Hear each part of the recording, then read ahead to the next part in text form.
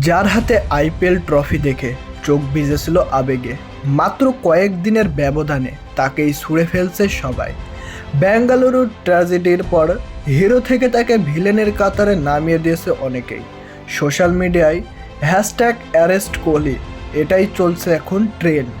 হ্যাঁ দর্শক, সত্যিই শুনেছেন, Royal Challenger Bengaluru IPL victory প্যারেডের মর্মান্তিক ঘটনায় বিরাট কোহলিকেও গ্রেপ্তারের দাবি জানিয়েছেন কেউ কেউ। উৎসবের রঙে রঙিন হয়ে ওঠার কথা ছিল সেই প্রাঙ্গণে, সেখানেই শোকের কালো ছায়া। বিধান সত্য থেকে চিন্নাস্বামী স্টেডিয়াম আইপিএল ট্রফি প্যারেডের জন্য সমবেত হন 2 লাখ মানুষ। হুড়োহুড়িতে পদদলিত হয়ে মারা যান 11 জন, আহত হন 75 জন। এরপর থেকে ক্ষোভে ফুঁসছে ভারত, তোপের মুখে আরসিবি কর্তৃপক্ষ, event management group, Bengaluru police, Karnataka cricket association ও রাজ্য সরকার।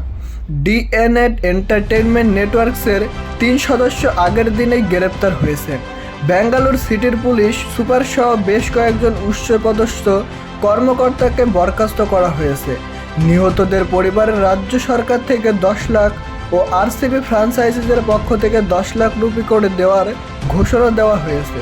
তবে এগুলোকে লোক দেখানো বলছেন সমালোচকরা। নিজের গদি বাঁচাতে অন্যদের বলির পাঠা বানাচ্ছেন মুখ্যমন্ত্রী সিদ্দারামাইয়াকে নিয়ে এমন কথা উঠেছে। তবে সিদ্দারামাইয়ার হুঁশিয়ারির পর স্টেট ক্রিকেট অ্যাসোসিয়েশনের চেয়ারে আসছে পরিবর্তন। এর মাঝে সমালোচনার তীরে রয়েছে কোহলি। সামাজিক যোগাযোগ মাধ্যমে প্রশ্ন তুলেছেন অনেকে, কেন হতাহতদের পরিবারের সঙ্গে দেখা না করে লন্ডনে ফিরে গেলেন বিরাট কোহলি।